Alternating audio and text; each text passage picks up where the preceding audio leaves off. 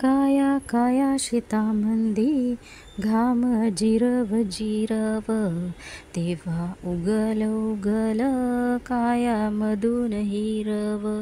येता पिकाले बहार, शेता शेतात हिरवय, कसं पिकल रे सोन हिरव्यामधून पिवय.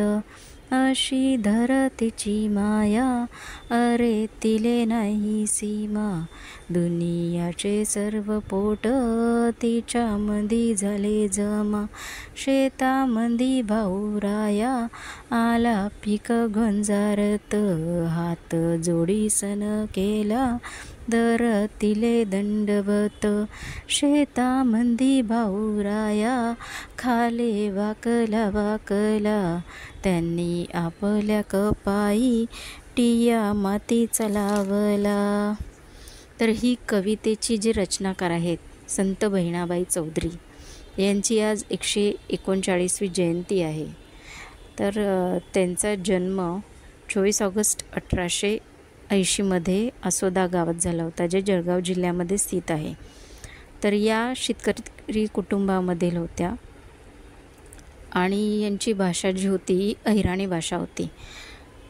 यांची गरिबीची खूप हलाखीची परिस्थिती असल्यामुळे त्यांनी कधी शाळा बघितलीही नव्हती, म्हणजे शाळेत गेल्याच नव्हत्या. शाळेत गेल्या नसल्या तरीसुद्धा यांनी अहिराणी भाषेमध्ये कवितेच्या ज्या रचना केलेल्या आहेत त्या अप्रतिम आहेत. आणि ह्यांच्या कवितांमुळे अहिराणी भाषेला मानाचा मुजरा मिळालेला आहे, मानाचं पद मिळालेलं आहे. तर अशा आमच्या लाडक्या बहिणाबाई, तर मला खूप गर्व आहे की त्यांच्या जी मातृभूमी होती त्या मातृभूमीतच माझा जन्म झालेला आहे. यांनी खूप साऱ्या कविता केल्या, ओव्या केल्या. त्या सर्व गावातील जीवन आणि निसर्ग यांच्यावर वर्णित आहेत. त्यांना लिहिता वाचता येत नव्हतं, त्या काम करता करता ओव्या रचायच्या, कविता रचायच्या. तर कधी त्यांचा मुलगा, कधी त्यांची सून, कधी त्यांचा मावस भाऊ हे सर्व टिपून ठेवायचा. तर त्यांच्या बऱ्याचशा कविता न टिपल्या गेल्यामुळे त्या लुप्त पण पावलेल्या आहेत. आणि त्यांचा मुलगा सोपानदेव चौधरी यांनी त्यांच्या कवितांचं पुस्तक प्रकाशित केलं होतं.